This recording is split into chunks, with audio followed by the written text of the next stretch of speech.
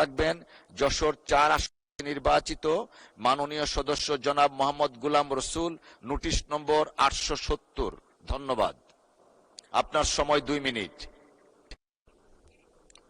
মাননীয় স্পিকার, আপনাকে ধন্যবাদ। আমার নির্বাচনী এলাকা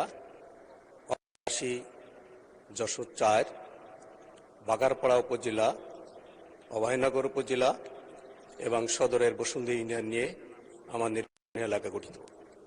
প্রায় 7 লক্ষ মানুষের বসবাস। আমার এই নির্বাচনী এলাকার অভয়নগর এবং বাগারপাড়া উপজেলার মাঝ দিয়ে বয়ে গেছে ভৈরব নদী, যে নদীর পাশে বসুন্ধিয়া ইউনিয়ন এবং বসুন্ধিয়া একটি বাজার, যেটা ব্রিটিশ আমল একটি নদীবন্দর ছিল এবং অনেক বড় বাজার ছিল। এই বাজারের পাশে একটি ব্রিজ নির্মাণ করা হয়েছিল 88 সালে। ব্রিজের মাধ্যমেই বাগারপাড়া অভয়নগর উপজেলার সংযোগ স্থল করা হয়েছিল। বাগারপাড়া উপজেলার হাজার হাজার মানুষ ব্রিজ দিয়ে চলাচল করত এবং তারা নোয়াপাড়া শিল্প শহরে যারা শ্রমিক তারা যাতায়াত করত, বিশেষভাবে খুলনা শহরে যাতায়াতের রাস্তা ছিল। কিন্তু 88 সালে নির্মিত এই ব্রিজটি অত্যন্ত জরাজীর্ণ হয়। 2023 সালে ব্রিজটি ভেঙে দেওয়া হয়।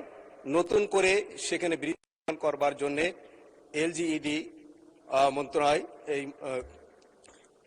মন্ত্রণালয় সেখানে ব্রিজ নির্মাণ করার জন্য নতুনভাবে প্রকল্প গ্রহণ করে, কিন্তু আজও সেখানে ব্রিজ নির্মাণ করা হয়নি।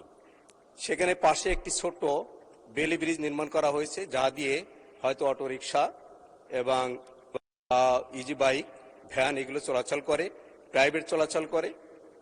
প্রায় 10-15 হাজার মানুষ প্রতিদিন এই বেলি ব্রিজ দিয়ে যাতায়াত করে, অত্যন্ত ঝুঁকিপূর্ণ।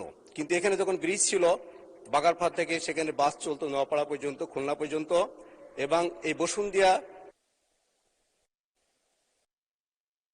ধন্যবাদ মাননীয় সদস্য।